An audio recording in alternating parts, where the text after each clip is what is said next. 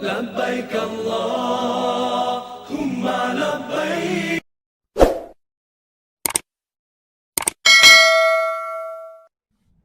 Baik, Bapak Ibu, kita lanjut yang materi manasik yang kedua.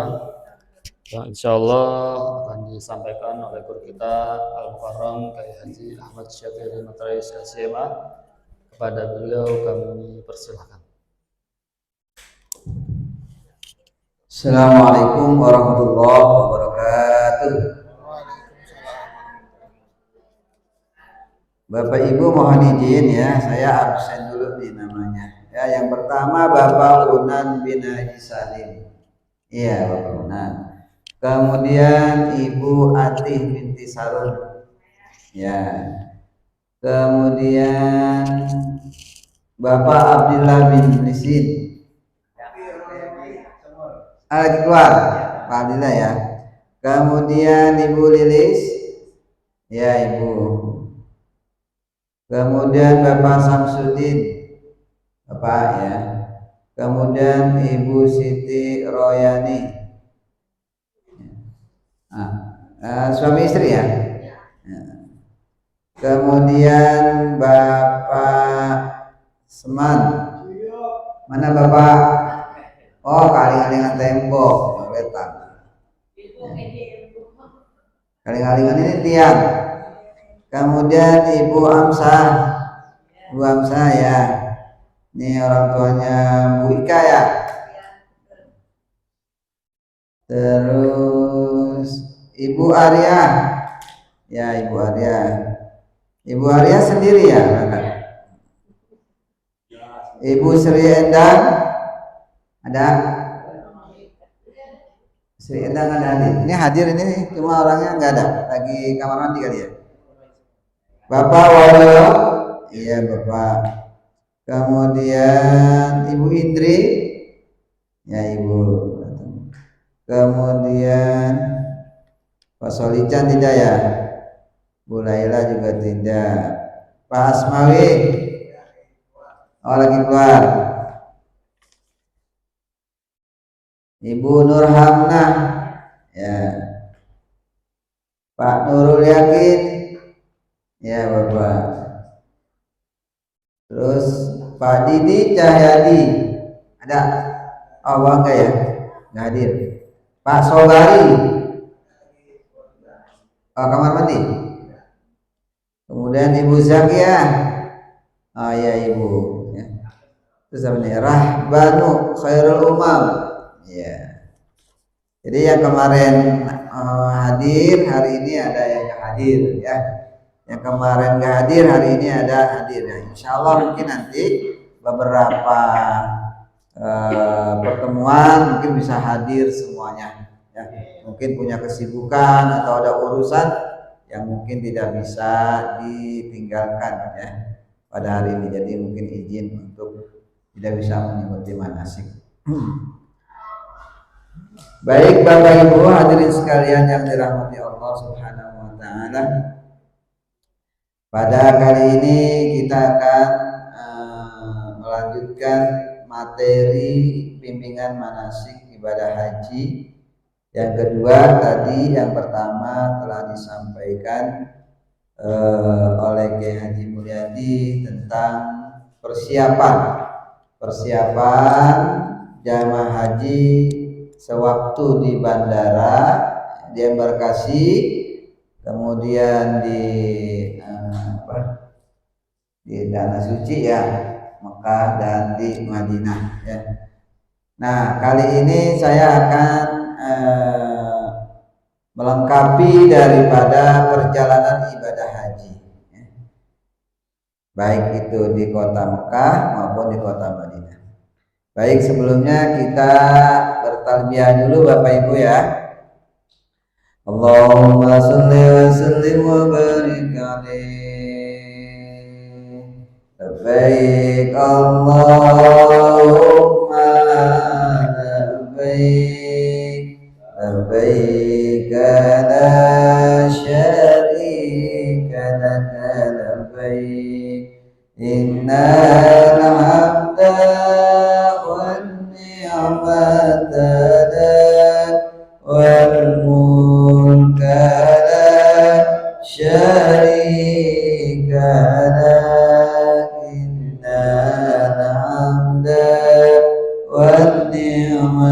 لك والملك لا شريك لك. Ya sama-sama. Labbaik Allahumma labbaik labbaik la syarika lak labbaik innal hamda wan ni'mata lak wal mulka la syarika lak innal hamda wan ni'mata lak wal mulka la syarika lak. Lagi labbaik Allahumma labbaik labbaik la syarika lak labbaik innal hamda wan ni'mata lak wal mulka la syarika lak innal hamda wan ni'mata lak wal mulka la syarika lak. Allahumma salli wa sallim wa barik alaihi. Bismillahirrahmanirrahim. Alhamdulillahirabbil alamin. Hamdan syakirin as-sadiqin al-muttaqin. Asyhadu an la ilaha illallah wahdahu la syarika lah wa asyhadu anna Muhammadan abduhu wa rasuluh. Allahumma salli wa sallim wa karrim ala sayyidina Muhammadin wa ala alihi wa ashabihi ajma'in, amma ba'du. Faqad qala Allah ta'ala fil Qur'anil Karim, a'udzu billahi minasy syaithanir rajim. Bismillahirrahmanirrahim. Walillahi 'alan nasi hajjul baiti man istata'a ilaihi sabila wa man kafara fa innallaha ghaniyyun 'anil 'alamin. Shadaqallahul azim. Hadirin wa hadirat duyufur rahman yang dirahmati Allah Subhanahu wa taala. Alhamdulillah wa syukurillah, pada hari ini kita mendapatkan kesempatan dari Allah untuk bisa menghadiri bimbingan manasik ibadah haji dan umrah. Mudah-mudahan ini menjadi satu langkah-langkah kemudahan kita di dalam melaksanakan ibadah haji dan umrah, dan menjadi satu ukuran untuk kita mendapatkan ibadah haji yang makbul dan mabrur. Amin ya rabbal alamin. Bapak Ibu hadirin sekalian yang dirahmati Allah, masih semangat? Kalau saya tanyakan, kira-kira sekarang hati Bapak Ibu, perasaan Bapak Ibu seperti apa? Hah? Senang? Semangat? Sudah ada hatinya di kota Mekah? Tidak ada sebagian. Sebagian hatinya di kota Mekah, sebagian masih mikirin biaya pelunasan. Ya, jadi masih dua. Ya. Nanti kalau udah selesai biaya pelunasan, baru dah 100% hatinya ada di kota Mekah dan kota Madinah. Insya Allah semuanya Allah mudahkan. Ya. Yakin Bapak Ibu, hakul yakin. Ini urusannya bukan urusan manusia. Ini urusannya manusia dengan Allah. Yang mengundang kita itu bukan makhluk. Yang mengundang kita itu Khalik, pencipta, Allah. Allah semuanya yang mengatur. Ya, jadi kita hanya berusaha, ya, berusaha semampu kita, insya Allah ikhtiar dan doa itu penting. Ya, ikhtiar dan doa itu penting karena itu satu celah untuk kita dimudahkan dalam segala urusan kita. Baik Bapak Ibu, untuk nanti menggambarkan perjalanan Bapak Ibu ke tanah suci, ya. Yang pertama, perjalanan ibadah haji itu ada 2 trip. Ada 2 trip, ada 2 gelombang. Ya. Kenapa itu sampai ada 2 gelombang? Kenapa nggak 1 aja? Karena yang haji banyak. Regulasi pemerintah kita, ya, pemerintah kita ini membuat perjalanan ibadah haji 2 alur, 2 trip, 2 gelombang. Ya, yang pertama nanti gelombang pertama itu adalah gelombang jamaah haji yang langsung menuju kota Madinah. Ya, jadi kalau gelombang pertama itu jamaah haji yang dari tanah air langsung menuju kota Madinah. Ya, ada konsekuensinya antara jamaah haji gelombang 1 dengan gelombang yang kedua. Kalau jamaah haji gelombang kedua itu dia dari tanah air langsung kota Mekah. Kalau yang gelombang pertama dari tanah air langsung kota Madinah. Nah, kalau yang gelombang pertama misalkan kita besok berangkat, katakanlah KBU Nurul Qalbi berangkatnya gelombang pertama, berarti kita menuju kota Madinah. Nah, di kota Madinah itu kita berlangsung selama 8 hari. 8 hari untuk mendapatkan arba'in. Apa itu arba'in? Arba'in itu kita sholat berjamaah selama 40 waktu. Kan sehari 5 waktu. Kalau 8 hari berarti 40 waktu.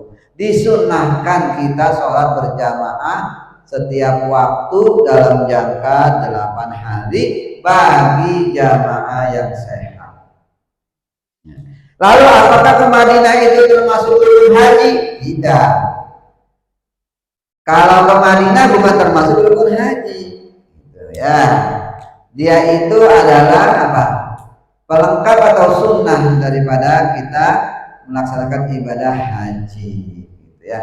Kalau haji itu rukunnya nanti disebutkan ada wukuf di Arafah, mabit di Muzdalifah, mabit di Mina. Nah, itu termasuk rukun dan wajib haji ya. Kalau ini ke Madinah apa? Sunnah ya.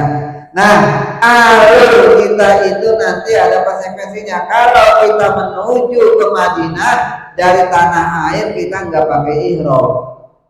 Dari embarkasi, dari asrama haji kita nggak pakai ihram, pakaian biasa. Kenapa? Karena kita langsung ke Madinah. Kecuali kalau gelombang pertama, gelombang kedua yang langsung kota Mekah, maka jamaah dari embarkasi dari asrama haji itu memakai pakaian ihram. Kenapa? Langsung menuju kota Mekah untuk melaksanakan umroh. Tapi kalau yang pertama menuju kota Madinah itu melaksanakan ibadah namanya ibadah arba'in. Nanti di Madinah ada ziarah, ya. Nah itu tripnya ada 2 nanti, ya. Nah apa saja nanti yang dilakukan di Madinah, apa saja yang dilakukan di Mekah. Ayo kita putar dulu video yang ketika di pesawat dulu. Tadi di pesawat sudah dijelaskan ya. Nah ini jamaah ya dari embarkasi kemudian menuju pesawat. Ya, nanti Bapak Ibu seperti ini masuk ke pesawat. Suaranya nggak besar ya?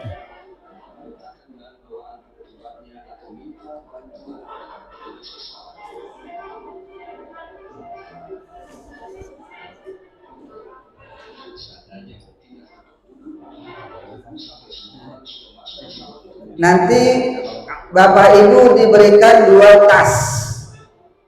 Ya, tas yang besar dan tas yang kecil. Di tas itu nanti Bapak Ibu yang boleh masuk ke kabin pesawat adalah tas yang kecil ya. Tas besar itu masuk ke bagasi pesawat. Ini para jamaah yang sudah berada di dalam pesawat. Ini toilet pesawat. Cara penggunaan toilet pesawat nantinya berbeda dengan toilet yang di rumah. Ini pramugarinya yang akan membantu nanti ketika jamaah berada di dalam pesawat.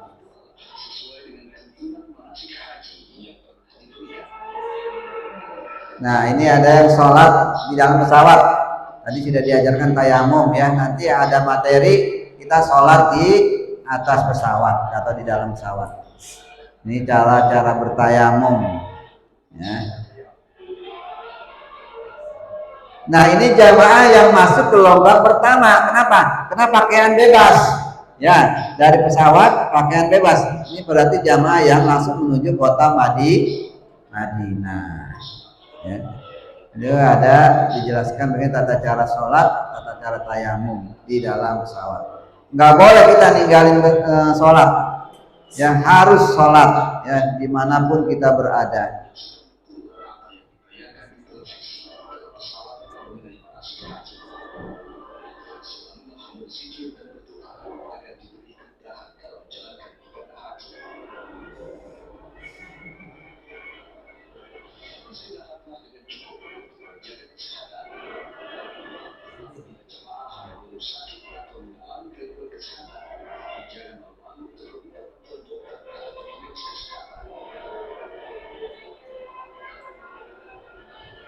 Kita berada di pesawat selama 9 jam. Nah, sudah ya. Ketika berada di pesawat, ya, kemudian tadi sudah dijelaskan sama Pak Haji Muladi itu ketika di embarkasi. Ketika kita di pesawat, Bapak Ibu, itu kita perjalanan dari tanah air ke kota Madinah ini ya, bagi gelombang yang pertama itu 9 jam. Ya, 9 jam.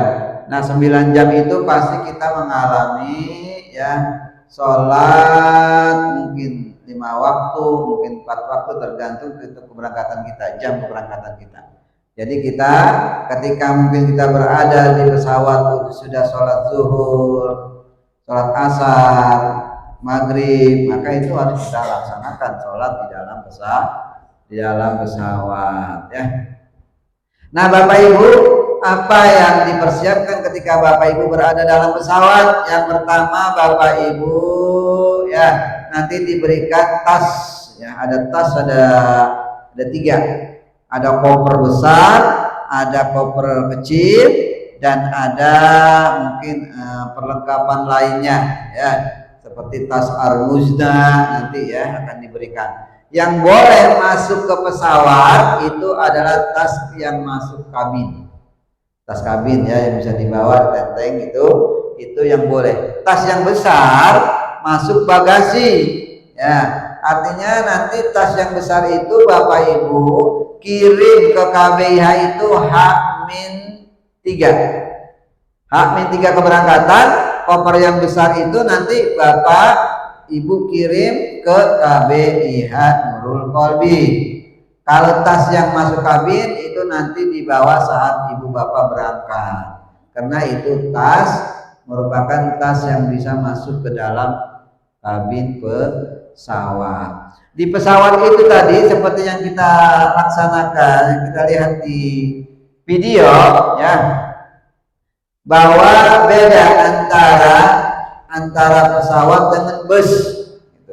Kalau di pesawat nanti kita itu dengan modal kartu boarding pass.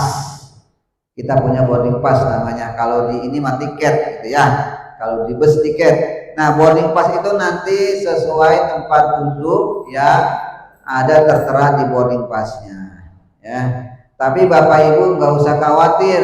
Misalkan nanti ada yang misah duduknya ya, nggak usah khawatir. Nanti kita siasati saja, duduk dulu. Kalau udah tenang baru mau tukaran kita tukar ya. Atau kalau Bapak yang ini mah ya udah nggak usah ribut-ribut ditukar. Nah, di pesawat ini ya nggak apa-apa. Kadang-kadang misah antara suami istri duduknya. Nah, itu bisa kita siasati nanti ya, bisa kita tukar tukar bangkunya, jadi nggak usah khawatir. Nah kemudian Bapak Ibu, nanti di sana dalam pesawat itu ada petugas yang mengarahkan tempat duduk, petugas yang mengontrol. Nanti ada namanya ketua kloter, ketua kelompok terbang.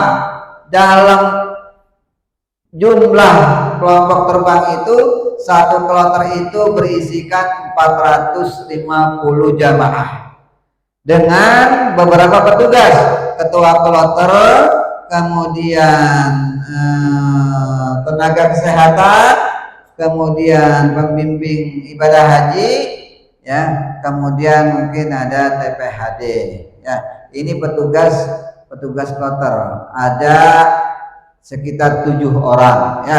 Nah nanti dia yang mengatur, membantu, ya, membantu misalnya tim kesehatan nanti monitor jamaah 450 yang berada di dalam pesawat, ya. Nanti di pesawat itu ada beberapa pemeriksaan, ya, di antaranya paspor, ya. Nah makanya paspor itu nanti harus dipegang. Nanti ada jamaah dikasih tas kecil.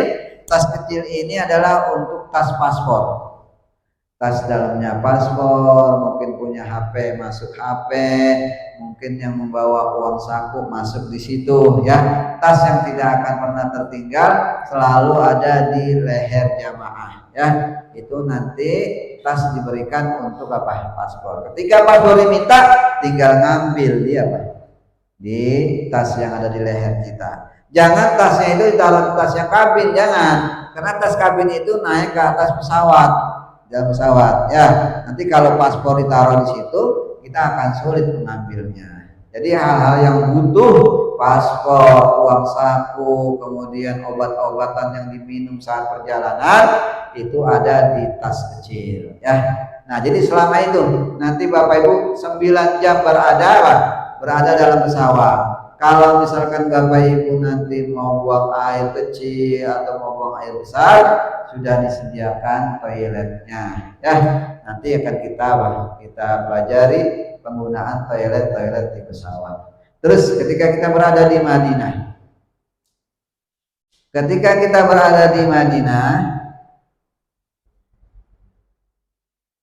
coba videonya yang tadi, video berada di Madinah dulu,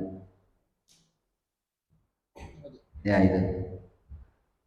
Nah ibaratnya kita sudah berada di kota Madinah. Nanti ini suasana kota Madinah, ya.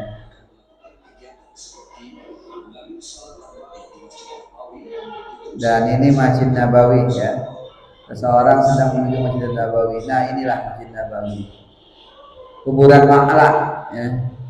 Baki yang ada di kota Madinah. Ini Masjid Kuba. Nah ini Jabal Uhud, ya. Nanti ada beberapa situs tempat ziarah yang kita kunjungi di kota Madinah. Jadi kita di kota Madinah itu sholat arba'in 5 waktu selama 8 hari, dan kita menziarahi tempat-tempat bersejarah di kota Madinah.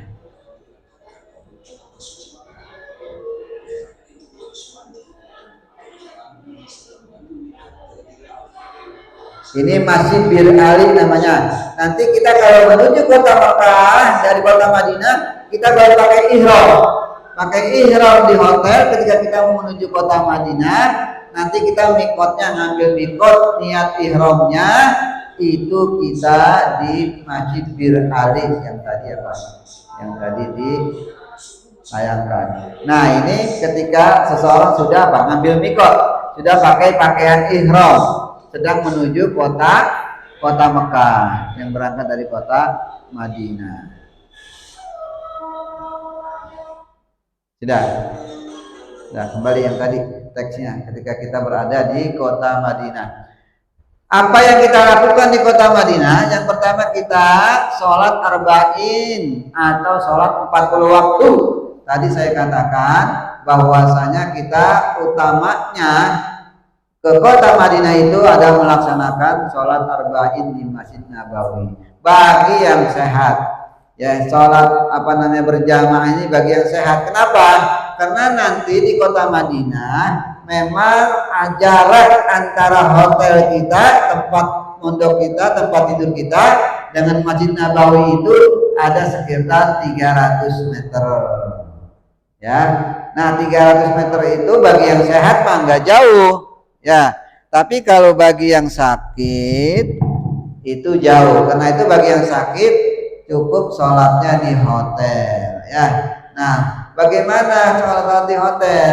Biasanya sholat di hotel kalau itu ada sudah termasuk nanti jamaah. Jadi ketika sholat di hotel, ketika datang waktu zuhur sholatlah zuhur. Ketika asar sholatlah asar ya. Kemudian nanti selain itu kita ada ziarah, ada situs-situs di kota Madinah. Coba ini. Situs di kota Madinah, enggak sini. Tadi di nih. Perjalanan terus ini jawabannya. Enggak, ya terus. Coba dari awalnya. Terus. Ya. Ya itu. Terus ini. Ya, nah dari awal. Dan kota Madinah memiliki keutamaan. Ya, nanti Bapak Ibu segala hal-hal yang terkait dengan keutamaan di kota Madinah, bahwasanya kota Madinah itu yang pertama adalah Rasulullah menjadikan kota Madinah sebagai tanah haram atau tanah suci setelah Mekah.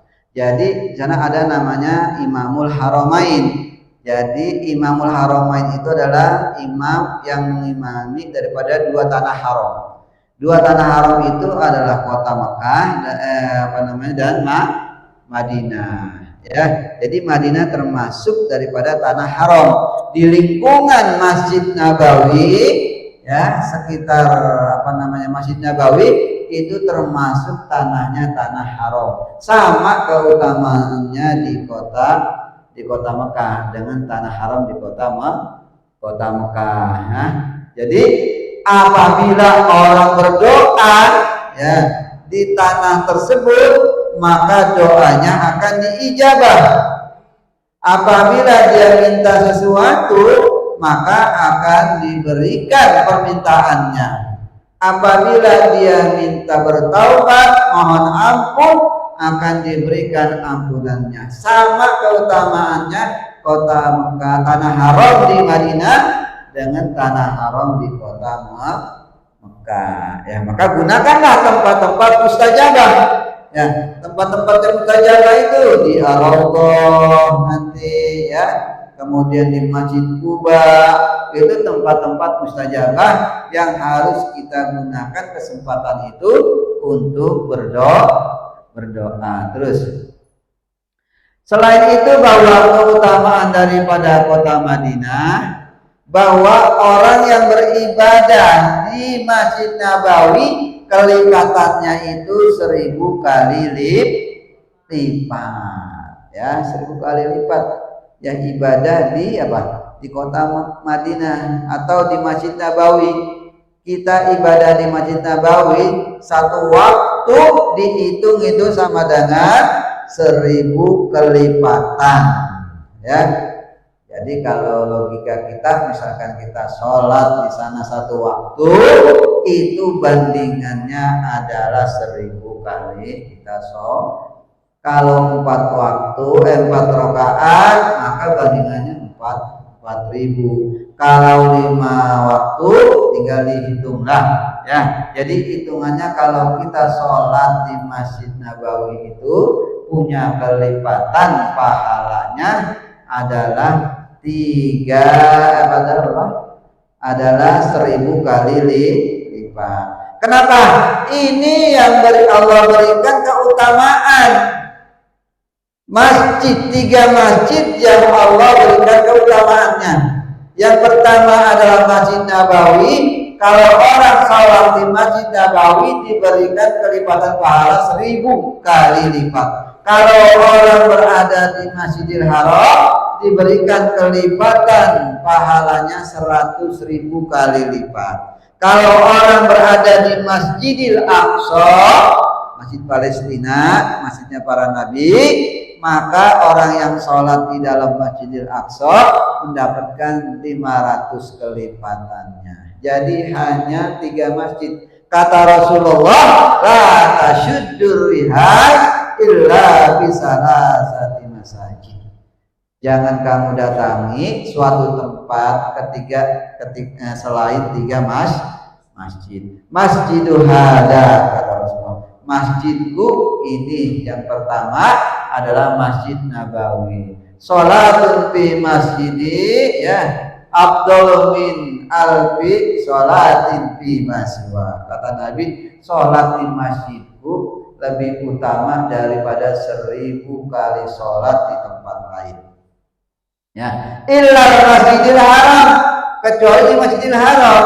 Ada apa di Masjidil Haram? Wa sholatu fi Masjidil Haram ya afdalu min mi'ata alfi sholatin fi maswa. Kata Nabi, kalau sholat di Masjidil Haram kelipatannya itu 100.000 kali lipat ya. Jadi itu keutamaannya kita berada di Masjid Nabawi. Makanya gunakan. Nanti kita sholat di sana bukan hanya sholat 5 waktu. Kita bisa sholat duha di sana. Kita bisa sholat hajat di sana. Kita bisa sholat tahajud di sana. Kita bisa sholat taubah di sana. Kita bisa sholat istikharah di sana. Makanya nanti di KBIH itu dikasih buku panduan, ya, ada buku panduannya seperti ini. Kalau ini kan di buku tulis ya. Nanti kita diberikan sama KBIH buku panduan. Buku panduan ini ya nanti berisikan tata cara sholat sunnah ada di sini. Nanti berisikan jadwal kegiatan kita di Madinah, jadwal kegiatan kita di kota Mekah. Nanti ada di sini panduan kita. Nah, Bapak Ibu mungkin yang ingin sholat, misalkan sholat duha, ada di sini sholat duha. Mau sholat hajat, ada di sini sholat hajat, tuntunannya. Makanya Bapak Ibu nanti kalau diberikan ini jangan sampai hilang, bawa sampai ke tanah suci ya, karena ini memuat petunjuk untuk kita melaksanakan sholat. Jadi di sana tidak ada lisan kita yang kita ucapkan selain zikir. Selain kita sholat, kita berzikir. Apa yang kita bisa, apa yang kita mampu, kita laksanakan. Kita mampu misalkan hanya bisa membaca surah Al-Ikhlas, kita baca Al-Ikhlas sebanyak-banyaknya.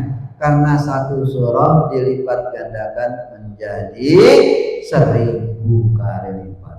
Jadi bukan sholat saja, ibadah lain, zikir lain, sedekah lain. Sedekah di sana ibu berikan 1.000 rupiah, maka bandingannya daripada itu lebih banyak lagi. Ya, jadi sedekah itu kelipatannya 1000 kali. Ya, makanya ada Pak jamaah yang dari rumah itu nyisihkan uang. Ya, ada jamaah yang menitip ke saya, Pak. Dia belum bisa berangkat. Ya, jadi dia pengen sedekah di sana. Karena sedekah di sana dilipat gandakan 100.000 kali kalau kita berada di Madinah. Kalau kita berada di Mekah 100.000 kali. Jadi ada jamaah Pak, jamaahnya cerdik tuh ya Pak. Jadi dia nggak mau dia belum ada panggilan haji, belum bisa melaksanakan umroh. Ya, dia datang katanya, Pak Kiai saya nitip uang ini 1 juta. Untuk apa? Tolong nanti di sana disedekahkan. Di sana memang banyak membutuhkan, ada petugas masjid, ada mungkin fakir miskin, itu dibagikan. Ya. Nah, kenapa dia pengen sedekah yang 1 juta itu dia ingin mendapatkan 1.000 juta. Untuk apa? Kelipatannya. Jadi yang dititipin. Nah, makanya besok Bapak Ibu kesempatan, Bapak Ibu langsung berada di kota haram, di tanah suci, bersedekahlah. 5.000 kita keluarin, kita kasih 5.000 kita kasih ya, itu pahalanya ribuan kali lipat kalau kita bersedekah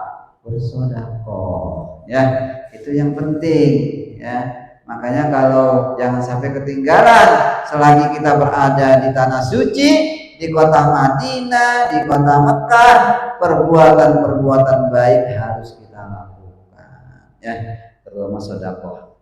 Terus nah, nanti di Masjid Nabawi ada yang namanya Raudhah.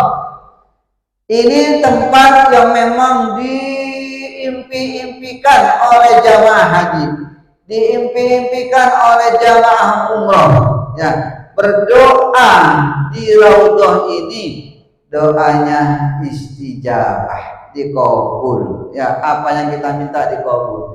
Di mana itu Raudhah? Ma baina maqami wa minbari, ma baina baiti wa minbari Raudhah min riyadil jannah. Jadi nanti sono Pak, saking banyaknya orang itu pakai jadwal masuk Raudhahnya. Kalau dulu tahun 2019 bawah itu kita bebas Pak, bebas kita masuk Raudhah. Mau kapan saja, mau asar, mau maghrib, mau isya, mau subuh, mau tengah malam boleh. Tapi sekarang nggak bisa Pak, karena orang semakin banyak, tempat Raudhahnya terbatas, maka dibuat jadwal lah. Nanti misalkan kloter kita ini dapatnya kapan, tanggal berapa, hari apa, jam berapa. Nah itu harus antara laki-laki dan perempuan beda. Misalkan ibu-ibu kloter 5 misalkan, kloter 5 ke Raudhah tanggal 12 misalkan bulan apa? Bulan Dzulhijjah ya, hari Kamis misalkan jam 3. Nah, udah kita siap-siap. Ya. Karena kalau apa namanya? Kalau lewat dari itu nggak bisa masuk. Ya. Raudhah adalah taman-taman surga. Kalau kita berdoa di Raudhah, maka kita seakan berdoa di taman surga. Selain itu, Raudhah itu adalah tempat doa-doa kita diijabah oleh Allah. Yakin? Ya, diijabah oleh Allah itu adalah Raudhah. Ya, nanti kita di Raudhah itu Bapak Ibu, saya tidak bisa melukiskan, saya tidak bisa menggambarkan bagaimana di saat kita berada di Raudhah. Saat itu yang jelas air mata kita langsung bercucuran, ya, bercampur aduk perasaan kita di Raudhah itu, ya. Maka disunahkan situ kita meminta ampun segala kesalahan kita. Di situ kita diberikan waktu untuk berdoa agar diijabah doa kita. Di situ Pak, antara kita dengan Allah, betapa nikmatnya ibadah di Raudhah, yang tidak ada tempat lain di dunia selain kita nikmatnya ibadah di Raudhah. Sama ketika kita nikmatnya ibadah di depan Ka'bah. Ya, inilah tempat yang dirindukan ketika jamaah haji dan jamaah umroh berada di kota Madinah, tepatnya di Masjid Nabawi. Ya, terus. Nah, nanti ada makam Rasul. Masya Allah, kita kesempatan berziarah ke makam Rasul. Ya, Bapak Ibu ada kesempatan berziarah ke makam Rasul. Ya. Kata Rasulullah, siapa yang berziarah ke makamku setelah aku meninggal, maka seakan-akan dia berziarah kepadaku saat aku masih hidup. Ya. Apalagi orang yang berziarah ke makam Rasul, maka insya Allah mendapatkan syafaat dari baginda Rasul.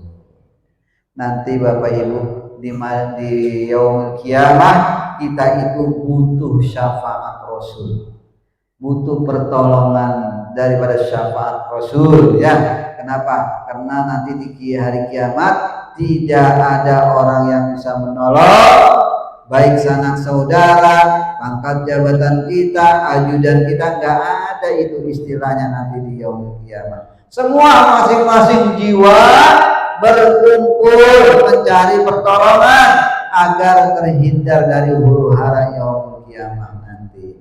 Dan itu yang bisa memberikan adalah syafaat Rasul, karena Rasulullah dikasih bonus oleh Allah maqamam mahmuda, ya, tempat yang istimewa di mana Rasulullah bisa memberikan syafaat kepada umatnya. Nah, salah satu mendapatkan syafaat adalah berziarah ke makam Rasulullah. Ya, nanti gunakan ibu bapak kesempatan itu. Kalau ke makam Rasulullah itu waktunya bebas. Tadi kalau ke Raudhah itu kan dibatasin pakai waktu. Kalau ke makam Rasulullah waktunya bebas. Kita mau habis sholat asar, habis sholat maghrib habis sholat isya kita boleh ke makam Rasulullah berziarah. Ya, itu gunakan selama 8 hari, 8 waktu. Kalau bapak ibu kuat, ziarah ke makam Rasulullah. Ya, insya Allah apa yang dijanjikan oleh Rasul akan kita dapatkan. Ya, itu 2 makam Rasulullah. Nanti di sebelah makam Rasul ada makam daripada Abu Bakar Siddiq. Ya, teman Rasul, Khalifatul Rasul itu ada di sampingnya, dan juga makam Umar ibnu Khattab. Jadi ada 3 sosok yang kita ziarahi di tempat yang mulia. Pertama adalah baginda Rasul, kedua Sayyidina Abi Bakar Siddiq, dan yang ketiga adalah Umar ibnu Khattab. Kita sekalian nanti bisa berziarah ketiga sosok yang mulia.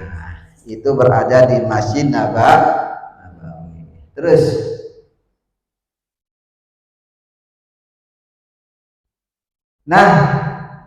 nanti di samping Masjid Nabawi ada yang namanya Makam Baqi. Makam Baqi ini adalah Jannatul Baqi, tempat di mana para sahabat, para syuhada, para keluarga Rasul dimakamkan di kota Baqi. Jadi kalau kita mau ziarah, ya, untuk para sahabat, para keluarga Rasul itu adanya di Makam Baqi. Makam Baqi ini terletak di samping daripada Masjid Nabawi. Hanya Makam Baqi ini dikhususkan untuk laki-laki, perempuan nggak boleh masuk. Ya. Dan ini pun waktunya pada waktu ba'da asar. Ya, jadi ba'da asar dan ba'da subuh itu dibuka Makam Baqi. Nanti Bapak Ibu bisa melihat luasnya Makam Baqi, dan di situ bisa berziarah pada para sahabat, para keluarga Rasul yang dimakamkan di Baqi. Ya, di antaranya Siti Aisyah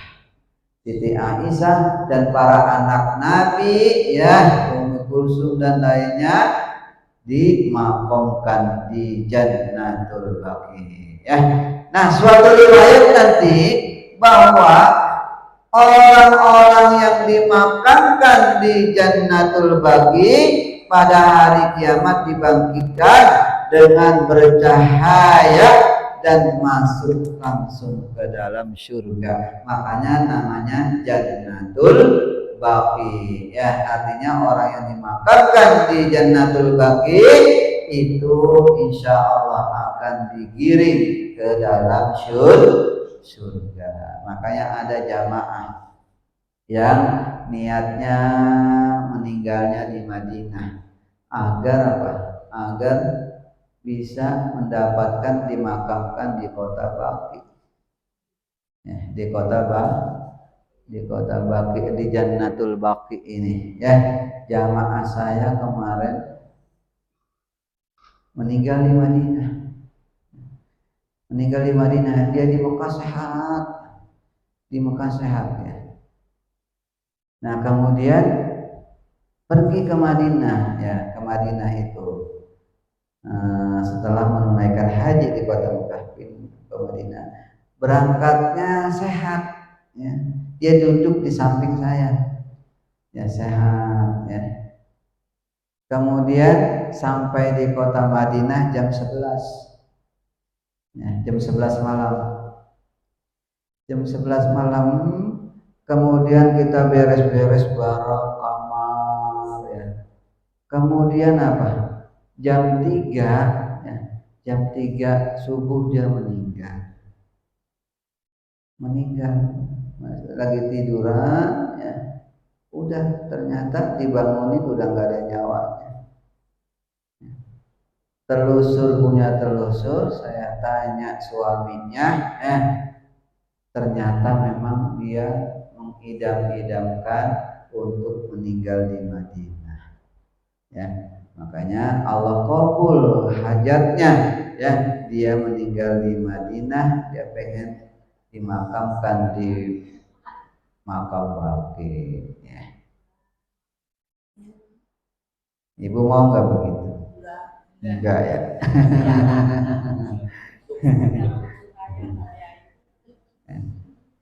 Jadi apa?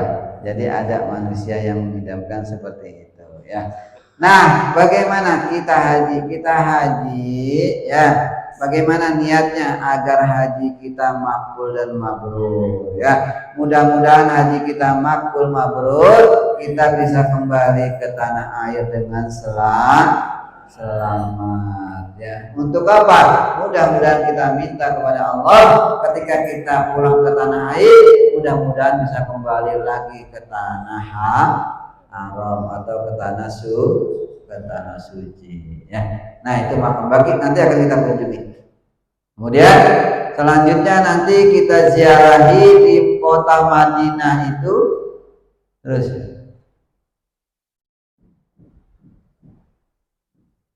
Oh, ini yang ada di makam Baqi ini ya.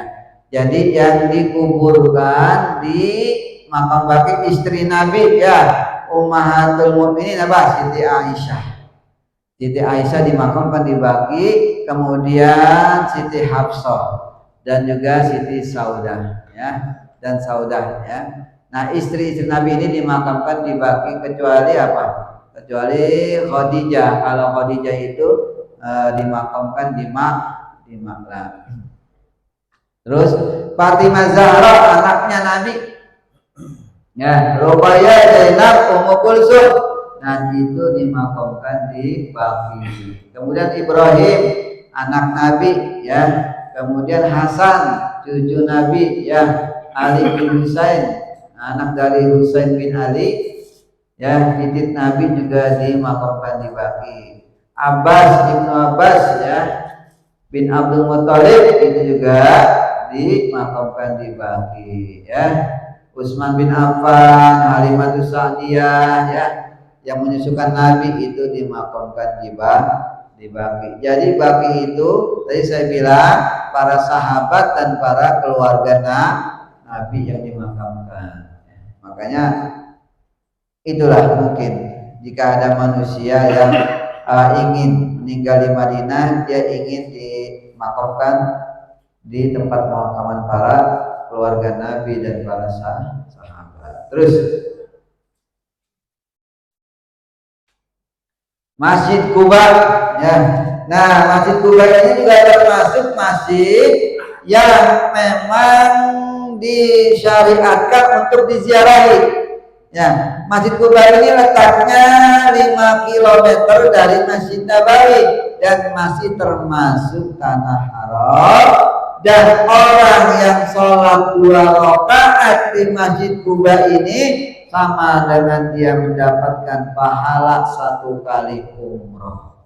Nah, jadi kalau ibu di Madinah nanti pengen pahala umroh, datang aja ke Masjid Quba, sholat 2 rakaat, mau sholat tahiyat masjid, mau sholat duha, ya kalau sudah sholat 2 rakaat maka mendapatkan pahala umroh. Enak, pahala umroh gak capek. Kalau umroh biasa kan kita apa?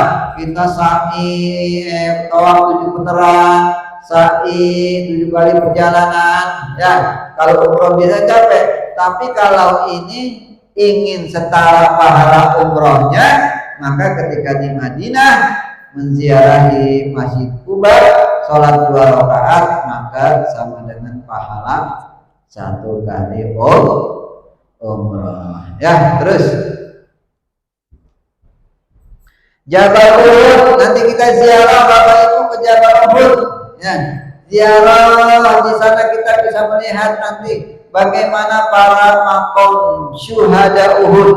Ya Bapak Ibu, nanti kita ziarahnya, ya, ziarah ke para sahabat yang gugur ketika dalam perang Uhud. Ya, coba tadi sudah diputarkan filmnya, videonya. Ya, semuanya jamaah haji berziarah ke Jabal Uhud. Di situ peristiwa daripada perang Uhud yang mana kaum muslimin menderita kekalahan dan banyak para sahabat, para penghafal Al-Qur'an gugur di perang Uhud dan di situ dimakamkan. Di antaranya 70 sahabat yang hafal Quran gugur di perang Uhud, termasuk paman Nabi Sayyidina Hamzah yang gugur di dalam perang Uhud. Nah, di situ nanti kita berziarah, kita berdoa, ya, dan kita bisa nanti sana mendengarkan cerita kisah daripada peperangan Nabi Uhud,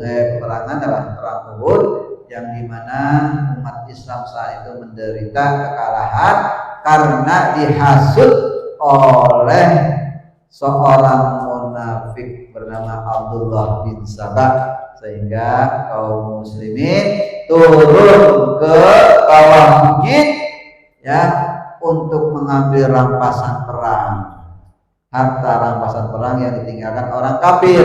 Ketika pada turun, kemudian orang kafir menyerang balik kaum muslimin sehingga menderita kekalahan. Nanti di sana kita berdoa, ya, berziarah ke para syuhada. Terus ini sejarahnya, ya, Masjid Qiblatain. Nah, nanti kita sana juga akan melintasi Masjid Qiblatain. Masjid Qiblatain itu apa? Sejarahnya bahwa ketika itu Nabi sholat menghadap Baitul Maqdis. Sebelum Nabi sholat ke menghadap Ka'bah, para Nabi sholat ke Baitul Maqdis, artinya membelakangi Ka'bah. Ya. Nah, ketika Nabi sedang sholat asar menghadap Baitul Maqdis 2 rakaat, dan 2 rakaatnya Nabi diperintahkan untuk merubah daripada kiblatnya, yaitu ke Makkah, atau kiblatnya ke Ka'bah, ke Masjidil Haram. Ya. Nah, itu ada peristiwa, nanti kita lihat masjidnya. Ya, bagaimana masjid itu ketika itu Rasulullah sholat 2 rakaat menghadap Baitul Maqdis dan 2 rakaat lagi menghadap ke Ka'bah atau Masjidil Haram. Ini akan kita ketahui nanti masjidnya seperti apa. Terus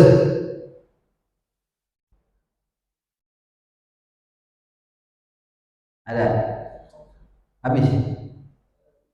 Terus, nah, masjid nanti ada beberapa masjid, ya, ada Masjid Khandaq, Masjid Jumu'ah, ya, itu semuanya akan kita kunjungi insya Allah, ya. Kita kunjungi sejarah-sejarah yang berada di kota Madinah, terutama Masjid Ijabah. Nah, ini Masjid Ijabah adalah masjid di mana, ya, Nabi berdoa 3 permohonan, ya, permohonan kepada Allah, ya, di mana ada 2 doa yang dikabulkan dan 1 doa yang ditolak, ya. Nah, ini nanti di Masjid Ijabah. Nanti insya Allah kalau diperkenankan kita akan masuk mengunjungi daripada Masjid Ijabah. Banyak masjid nanti sana, ada masjid Jumu'ah dan lainnya di kota Madinah, di mana kita syarat daripada mengunjungi situs-situs yang sangat mulia, ya. Nah, setelah keberadaan kita 8 hari di kota Madinah, maka saatnya kita berangkat ke kota Mekah. Tapi ketika kita berangkat ke kota Mekah, maka kita harus menggunakan kain ihram, bukan pakaian biasa lagi, ya. Ibu menggunakan pakaian ihram, Bapak menggunakan pakaian ihram ya. Untuk apa? Menunaikan ibadah umroh. Kenapa? Karena mengambil haji tamattu. Nanti insya Allah Bapak Ibu kita ngambil haji tamattu. Haji tamattu itu kita niat umroh dulu baru niat haji ya. Jadi nanti kita di Bir Ali, tempat mikot kita dari dari Madinah, kemudian kita niat ihram dan setelah itu kita menuju kota Mekah. Ya, di situ nanti kita sholat sunnah 2 rakaat di Masjid Bir Ali, kemudian kita melaksanakan daripada niat umrohnya. Ya, udah sambil menuju kota Mekah, maka kita situ bertalbiyah ya. Sebagai apa? Sunnah daripada melaksanakan ibadah umroh. Nah, itu proses daripada perjalanan alur gelombang pertama. Jadi dari embarkasi ke Madinah, dari Madinah ke Mekah. Nah, nanti dari Mekah kalau sudah melaksanakan ibadah haji, baru langsung ke Jeddah Airport dan pulang ke tanah air. Ya. Jadi selama 40 hari perjalanan ibadah haji gelombang pertama demikian. Nah, kalau gelombang kedua berarti tadi Bapak Ibu ketika kita berangkat dari tanah air langsung ke kota Mekah dengan menggunakan pakaian ihram. Kenapa pakaian ihram? Karena nanti kita niatnya di atas pesawat. Yang gelombang kedua pakai pakaian ihram niatnya di atas pesawat. Loh, kenapa kok di atas pesawat? Karena jamaah haji yang dari Asia termasuk Indonesia dia mikotnya harus di Yalamlam. Yalamlam ini adalah tempat di mana nanti dilintasi oleh pesawat. Nah, ketika pesawat jamaah haji melintasi sebuah tempat yang namanya Yalamlam, disitulah tempat mikotnya jamaah haji yang dari Asia. Kita niat nawaitul umrata wa ahramtu biha lillahi ta'ala labbaik Allahumma umratan. Niat sudah. Makanya pakai pakaian sudah pakai pakaian apa? Pakai pakaian ihram. Ya udah, bapak-bapak dari apa? Dari tanah air, dari embarkasi, dari asrama haji tidak pakai pakaian ihram. Ya, nanti di pesawat nggak pakai lagi, karena kalau pakai pakaian ihram di pesawat nanti akan kerepotan. Ya, makanya disyariatkan pakai pakaian ihramnya ketika mau berangkat ke bandara, ya, atau pakai pakaian ihramnya di asrama haji. Bagaimana antara gelombang kedua dan gelombang pertama, mana yang lebih enak? Sama-sama enak. Ya. Hanya kalau gelombang pertama ke Madinah dulu, baru ke Mekah. Kalau gelombang kedua ke Mekah dulu, baru ke Madinah. Ya. Jadi kalau saya sudah ngalamin pernah gelombang pertama, ngalamin pernah gelombang kedua, ya pokoknya antara itu aja. Ya. Kapan kita dapatnya? Sesuai dengan plotting kloter kita nanti. Misalkan KBU Nurul Qalbi di plotting di kloter gelombang pertama, ya harus ikut, berarti ke kota Madinah dulu. Kalau Nurul Qalbi dapat plottingan di gelombang kedua, maka berangkatnya ke kota Mekah dulu. Ya, jadi dalam dua itu, antara dua nanti pasti kita akan diberangkatkan. Ada kalanya gelombang pertama, ada kalanya gelombang kedua. Ketika kita berada di Mekah, ya, Bapak Ibu nanti ketika kita sudah memakai pakaian ihram, sudah niat ihram, maka segala larangan ihram itu harus dipatuhi. Bagi bapak-bapak nggak boleh pakai pakaian berjahit, nggak boleh pakai kaos dalam, pakai celana dalam. Hanya dua yang dibolehkan, yaitu pakaian ihram 2 helai. Yang satu untuk menutupi tubuh bawah, yang satu untuk menutupi daripada tubuh atas ya. Yang perempuan pakai pakaian ihram yang menutupi aurat ya.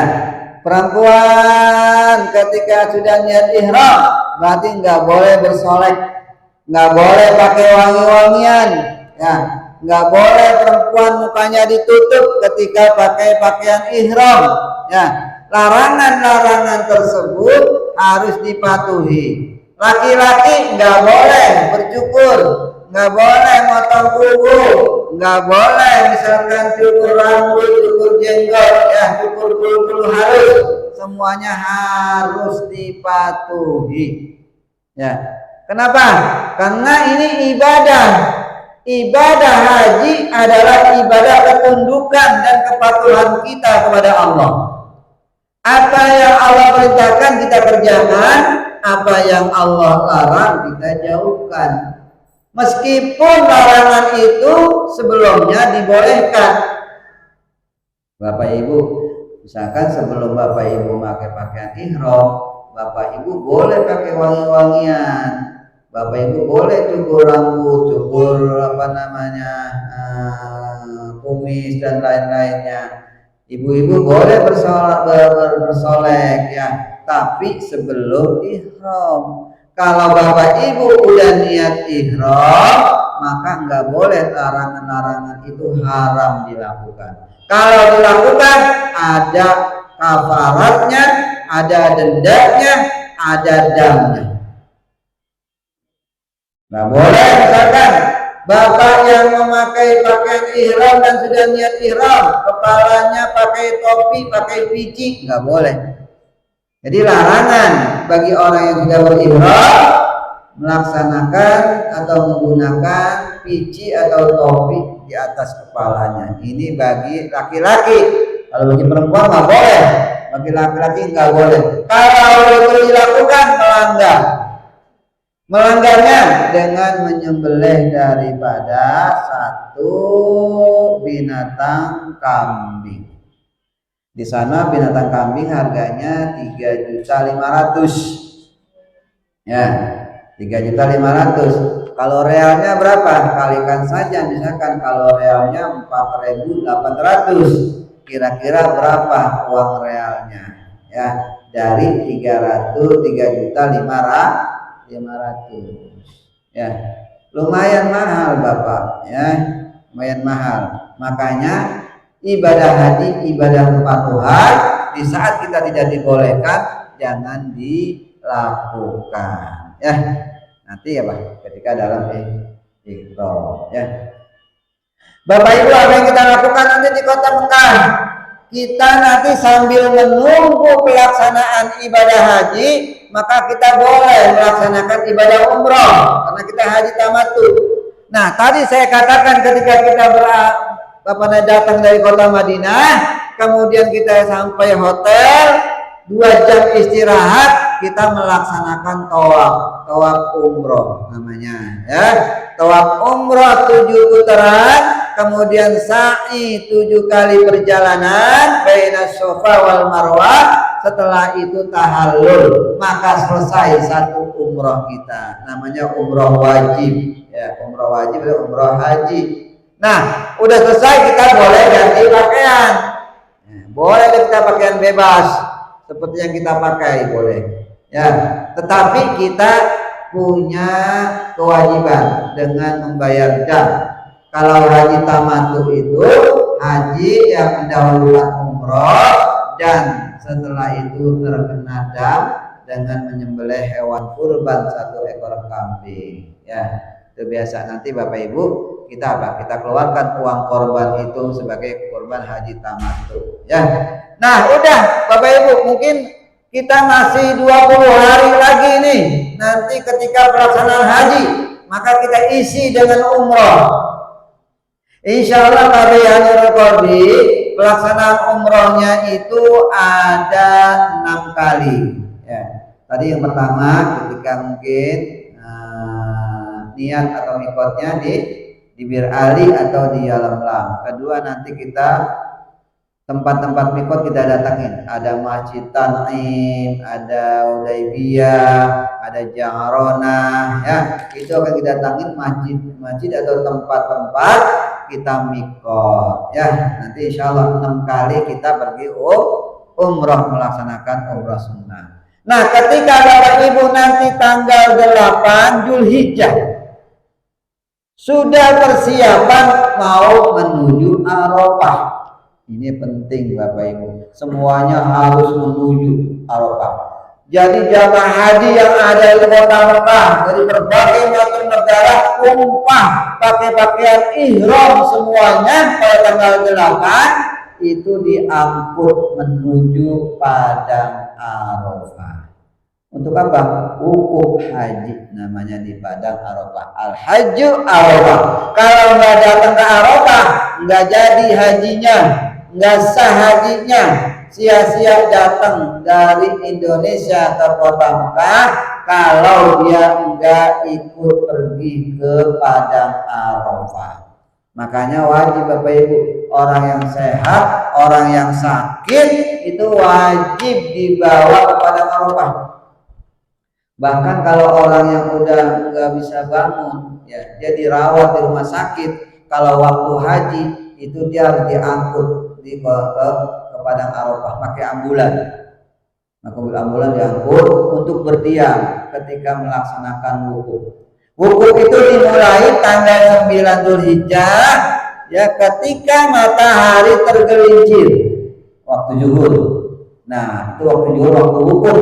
Nah, disitulah saat itu manusia dari seluruh dunia, ya, orang yang menunaikan ibadah haji satu kobangan di Padang Arafah melaksanakan wukuf, karena itu merupakan rukun daripada hajinya. Sampai kapan? Sampai sore. Tanggal 9 Zulhijjah sampai sore. Nanti kita menjelang maghrib atau setelah maghrib kita diangkut lagi. Udah selesai wukuf kita di Arafah, masih ada wajib haji kita, yaitu mabit di Muzdalifah. Kalau orang yang nggak mabit di Muzdalifah kena dam. Damnya apa? Motong seekor kambing. Kita wajib mabit di Muzdalifah, dari Arafah diangkut, nanti kita berhenti bermalam di Muzdalifah. Kita belum berangkat ke Mina, Muzdalifah dulu. Di Muzdalifah dulu berzikir, kita sholat, ya, mau sholat tahajud, mau sholat apa di Padang Muzdalifah. Nah, ketika nanti setengah malam sekitar jam 1-an itu kita diangkut lagi menuju Mina, ya. Untuk apa? Melontar 3 jumratul aqabah. Nah, jadi jamaah yang gelombang 1, gelombang 2, ketika pelaksanaan haji sama semuanya. Semuanya ke Arafah, semuanya ke Muzdalifah, semuanya ke Mina melontarnya, ya. Jadi ketika pelaksanaan haji semuanya sama, nggak ada bedanya gelombang 1 sama gelombang kedua, ya. Karena pelaksanaan haji serentak, ya, menuju Padang Arafah. Nah, ketika dari Muzdalifah diangkut ke Mina, ya, kita nginep lagi tuh di Mina, ya, dengan 3 malam. Berarti tanggal 10, 11, 12, 13 bagi yang mengambil nafar usani. Kalau nafar awal sampai tanggal 12. Biasanya KBH Nurul Qalbi Bapak Ibu ngambilnya itu nafar awal. Jadi kita di Mina sampai tanggal 12. Setelah tanggal 12 baru kita pulang menuju hotel kita yang ada di kota Mekah. Ya. Nah, udah melontar 3 hari, Jumatul Ula, Aqabah, Wusta, tanggal 11, tanggal 12, Jumatul Ula, Wusta, Aqabah dilontar. Setelah itu baru pulang. Nah, setelah pulang ke Pondokan, maka kita masih ada rukun satu yang belum kita laksanakan daripada rukun haji, yaitu apa? Tawaf ifadah. Nah, nanti kalau kita udah kembali dari Mina, sudah di hotel istirahat, baru kita melaksanakan tawaf ifadah yang merupakan rukun. Ini wajib semuanya. Wajib semuanya. Bagi yang nggak bisa jalan, wajib tawaf ifadah dengan pakai kursi. Ya, jadi mungkin didorong dengan kursi. Kenapa? Wajib yang melaksanakan harus jamaahnya. Ini tawaf ifadah sebagai rukun daripada haji. Sama pentingnya dengan wukuf di Arafah. Orang yang wukuf di Arafah, orang yang bisa tawaf ifadah, maka hajinya sempurna. Orang yang bisa wukuf Arafah tidak tawaf ifadah, maka hajinya enggak sempurna, batal, tidak sah. Kenapa? Tidak melaksanakan tawaf ifadah. Atau sebaliknya, orang yang misalkan tidak ke Arafah, kemudian dia tawaf ifadah, juga tidak sah hajinya. Kenapa? Karena dia tidak wukuf di Arafah. Arafah, kemudian tawaf ibadah harus semuanya dilaksanakan karena merupakan syarat wajib dan rukun haji. Ya, jadi itu. Nanti bagaimana Bapak Ibu? Bapak Ibu mah tinggal ngikutin aja, ngikutin pembimbing, ngikutin saya. Kalau saya bilang, ayo Bapak Ibu kita siap-siap ke Arafah, berangkat. Ayo ibu-ibu kita berzikir, berdoa di Arafah, kita berdoa berzikir. Ayo Bapak Ibu kita siap-siap berangkat ke Muzdalifah, berangkat. Ya. Jadi Bapak Ibu mah nggak dilepas, dibimbing terus, ya, dibimbing terus sampai makan juga Bapak Ibu diurusin. Ya. Ketika makan, ayo saya panggil karu, ya, ayo silakan ambil nasi buat ibu-ibu bapak-bapak makan. Waktu makan, waktu sholat jamaah, semuanya Bapak Ibu dalam bimbingannya, ya, bimbingan ibadah haji KBU Nurul Qalbi. Jadi nggak usah khawatir. Kalau sekarang ibu bapak masih bingung, bagaimana itu ya nanti saya ke Arafah, ke Muzdalifah, ke Mina, apa saya tahu? Nanti Bapak Ibu tinggal ngikutin, ya, tinggal ngikutin pembimbing ibadah haji. Kita bersama-sama ketua kloter untuk apa? Memberikan pelayanan ibadah haji yang sebaik-baiknya kepada jamaah haji Indonesia agar mendapatkan haji yang makbul dan mabrur. Nah itu alurnya Bapak Ibu. Nanti lebih spesifiknya lagi kita belajar bagaimana nanti pelaksanaan haji, rukun-rukunnya, wajibnya, sunnahnya yang diharamkan, bagaimana umrohnya, itu nanti ada bagian-bagiannya, ya, lebih spesifik lagi. Kalau ini secara umum perjalanan kita, perjalanan ibadah haji di kota Madinah dan kota Mekah, ya. Saya kira itu demikian sekitar perjalanan ibadah haji kita. Bapak Ibu silakan, ada yang ingin ditanyakan yang belum jelas? Sudah jelas? Oh ya, silakan. Silakan Pak. Mohon dijelaskan lagi jamaah yang mengalami sakit, karena kalau kita lihat ibadah ini 90% itu pun dilakukan dengan Ya. Ya. Jamaah yang sakit. Ya, jamaah yang sakit mohon dijelaskan. Ya. Kalau kita lihat ibadah itu 90% bagian dia. Jadi gini Bapak Ibu, nanti kalau jamaah yang sehat insya Allah 100% bisa mengikuti kegiatan yang sehat walafiat. Tapi kalau jamaah ada yang sakit, kita lihat nanti sakitnya seberapa parah, kira-kira mengganggu tidak dalam pelaksanaan ibadah hajinya. Kalau misalkan jamaah haji kita ada yang sakit gitu ya, dari rumah, mohon maaf misalkan ada yang sakit, nanti yang pertama kali yang kita ikut sertakan adalah hal-hal yang wajib, hal-hal yang rukun, ya, itu wajib. Makanya kalau yang sakit ini Bapak Ibu, nanti yang dia wajib itu pertama adalah dia melaksanakan mikot, niat umrohnya, ya, atau niat hajinya wajib, itu masing-masing niatnya, ya. Kemudian bagaimana kalau jamaah haji kita yang nggak bisa mobilitas, jamaah haji kita yang sakit, ya, maka nanti ada kegiatan-kegiatan yang bisa dibadalkan. Seperti apa? Misalkan seperti melontar jumroh. Melontar jumroh ini bagi yang sakit ini bisa dibadalkan nanti melontarnya. Jadi dia nggak perlu melontar. Kalau melontar kan jauh Bapak Ibu. Melontar itu perjalanan kita jauh dari tenda kita sampai ke tempat melontar itu bisa 4 kilo perginya. Kalau pulangnya kan 8 kilo. Nah kan repot kalau yang sakit, ya. Maka yang sakit bisa kita badalkan, ya. Misalkan ada bapak katakanlah mungkin istrinya sakit, bapaknya bisa membadalkan. Atau sebaliknya, misalkan suaminya sakit, ibunya sehat, ibunya bisa membadalkan suaminya ketika melontar jumratul aqabah, ya. Kalau pelaksanaan lain misalkan gimana? Yang lain ikut umroh. Kalau masih kuat ikut umroh silakan. Tapi kalau nggak kuat nggak perlu umroh sunnah. Tapi kalau mau ziarah mau ikut silakan. Nanti kita gini Pak. Kita kalau mau umroh sekalian ziarah. Misalkan kita mau ziarah ke sekitar kota Mekah. Kita mau ziarah ke Jabal Sur, Jabal Nur, ya. Atau kita ke ziarah ke Arafah, itu mungkin yang mungkin pakai roda ikut tetap. Tapi nanti ketika kita ngambil mikot, kita mau umroh sunnah, nah itu yang sakit mah nggak perlu gitu, nggak perlu apa ngambil mikot.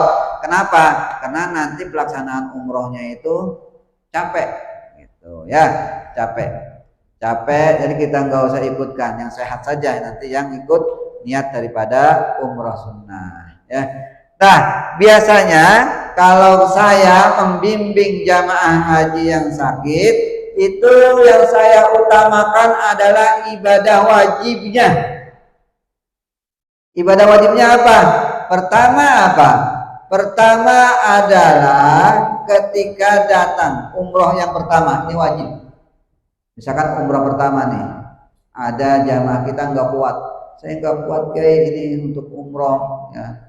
Kenapa? Karena saya ada masalah dengan kaki, ya. Maka karena ini umrohnya wajib, ibu wajib tawaf, ibu wajib sa'i. Bagaimana caranya? Maka nanti misalkan kalau suaminya mau dorong kursi roda silakan.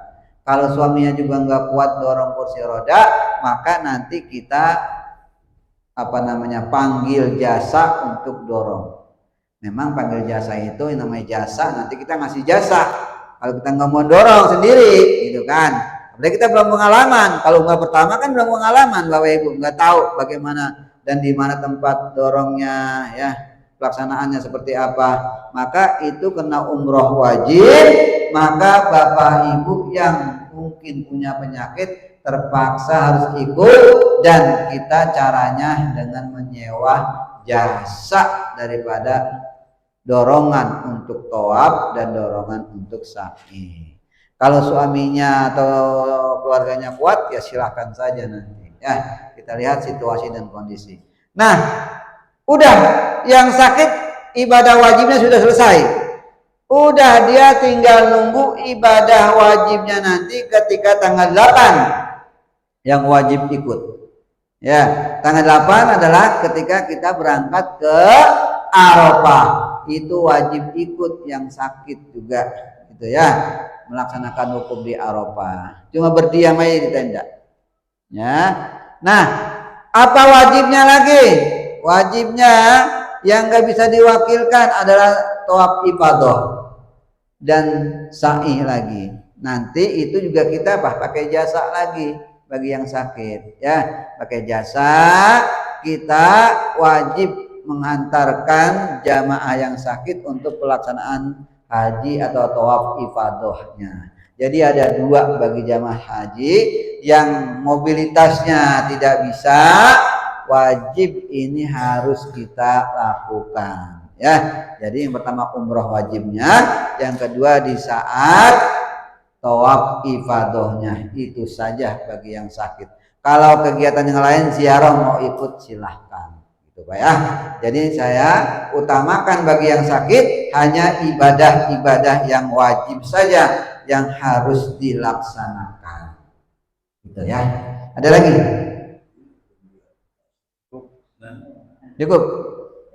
Cukup jelas ya. Nanti masih banyak pertanyaan, masih banyak materi-materi kita yang terkait dengan haji dan umrah. Insya Allah dalam 5 bulan bimbingan ini Mudah-mudahan Bapak Ibu sudah benar mengerti tentang ilmu-ilmu terkait dengan ibadah haji dan umrohnya. Ya, saya kira demikian untuk kali ini materi kita. Mudah-mudahan bermanfaat. Ya, hadani Allah wa iyyakum ajma'in. Wassalamualaikum warahmatullahi wabarakatuh. Waalaikumsalam.